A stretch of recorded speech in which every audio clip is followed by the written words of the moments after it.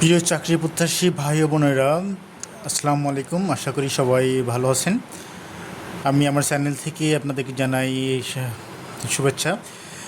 আজকে আমি একটা ম্যাথে আপনাদেরকে সলিউশন করাবো, যেটা বিসিএস সহ আইবি কর্তৃক যেগুলো পরীক্ষা নেওয়া হয়, সমস্ত পরীক্ষা আসে, ব্যাংক, আপনার বিভিন্ন নন ক্যাডার পরীক্ষা, বিসিএস সহ সব পরীক্ষা আসে। সেটা হচ্ছে মৌলিক সংখ্যার একটা অঙ্কটা দেখে এটা সর্বশেষ অঙ্কটা এসেছিল 35তম বিসিএসসির প্রিলিমিনারি পরীক্ষায়। অঙ্কটি হচ্ছে, এটা কী বলা আছে অঙ্কে, 29 থেকে 38 পর্যন্ত সংখ্যা হতে যে কোনো একটি সংখ্যাকে ইচ্ছামতো বেছে নিলে সেটি মৌলিক সংখ্যা হওয়ার সম্ভাবনা কত? তাহলে বন্ধুরা, এখানে আমাদের সমাধানে কি দেখব, 29 থেকে 38।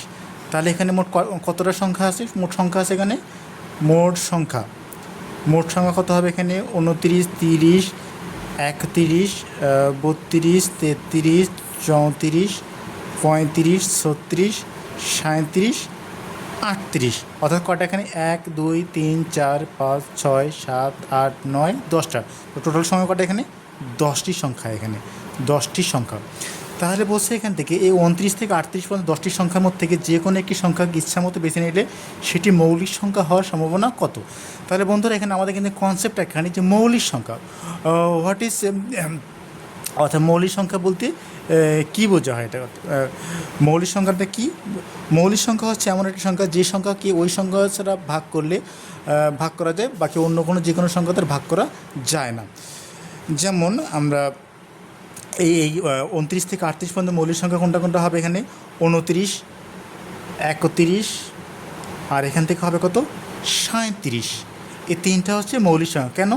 এই 29কে 29 দ্বারা ভাগ করলে শুধুমাত্র 1 হবে, এছাড়া 29কে অন্য কোনো সংখ্যা দ্বারা ভাগ করা যায় না। সিমিলারলি 31কে 31 ছাড়া অন্য কোনো সংখ্যা দ্বারা ভাগ করা যায় না, এবং 37কে 37 ছাড়া অন্য কোনো সংখ্যা দ্বারা ভাগ করা হয় না। অর্থাৎ যে সংখ্যাকে ভাগ করলে 1 এবং ওই সংখ্যাটি পাওয়া যায়, অর্থাৎ এখানে 1 এবং ওই সংখ্যাটি, অর্থাৎ 29কে 29 এবং 1 এবং 29, এটা দুটো কি এখানে এটা উৎপাদক। তাহলে এখানে এই 29 থেকে 38 পর্যন্ত মোট 10টি সংখ্যা থেকে যে কোনো একটি সংখ্যা নিলে সেটি যদি মৌলিক হওয়ার সম্ভাবনা কত? তার মানে এখানে মোট মৌলিক সংখ্যা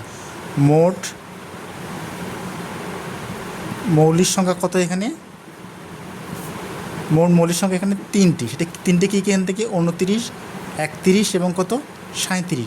তা যে কোনো একটি সংখ্যা নিলে সেটি মৌলিক হওয়ার সম্ভাবনা, যে কোনো একটি সংখ্যাকে নিলে সেটি মৌলিক হওয়ার সম্ভাবনা কত হবে? এখানে মৌলিক হওয়ার সম্ভাবনা, তার মানে কত? এখানে নিচে টোটাল কটা সংখ্যা? এখানে 10টা।